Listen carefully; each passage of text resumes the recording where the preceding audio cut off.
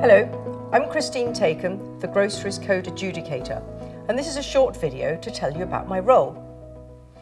My role became law in June 2013, and I was the first adjudicator and have been in the position ever since. My role is to enforce, monitor and ensure compliance with the Grocery Supply Code of Practice, more commonly known as GSCOP. I have two primary powers, one of which is to investigate where I have reasonable suspicion there's been a breach of the code.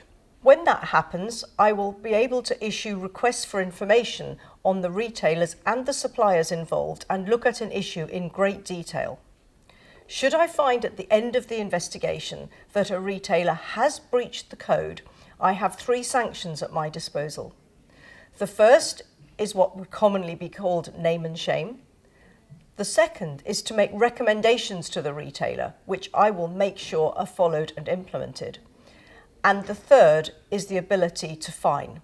My maximum fining powers are 1% of the retailer's turnover. I also have the power to arbitrate. When a supplier has an issue with a retailer, they should be escalating it through to the retailer's code compliance officer. If the code compliance officer cannot resolve it, then you have the ability to come to me for arbitration. I do point out I'm an arbitrator, not a mediator.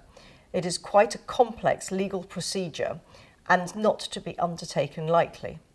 In my term of office, I have only had one investigation, and that was into Tesco, and have recently launched my second into the co-op. I have also had fewer than 10 arbitrations. Everything that I have achieved has been done by working collaboratively with the retailers. I meet every quarter with every code compliance officer. I also regularly meet the chief execs of the retailers, and I also meet with their audit chairs.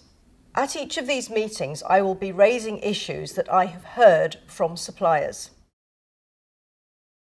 I spend a lot of time talking to suppliers, going to events, going to meetings, some specially set up for the chief execs and commercial directors of suppliers. And from these, I hear many anecdotes. I have a duty of total confidentiality, so I will never raise an issue that I'm only hearing from one supplier. I'm looking for a pattern to bring forward. But by far my most valuable source of evidence is the annual survey. Recently, this has been having responses of way over 1,000, which has enabled me to find some real patterns in potential breaches of the code and with which retailers and even within which category within those retailers. A considerable amount of progress has been made with the retailers really trying hard to make sure that their businesses are code compliant. We are making progress, and a recent statutory review into my office concluded that we were an exemplary, modern regulator with an international reputation. You can't get much better than that. But I want to be judged by you, suppliers. I want you to be letting me know where progress has been made and where you still think there is work to be done.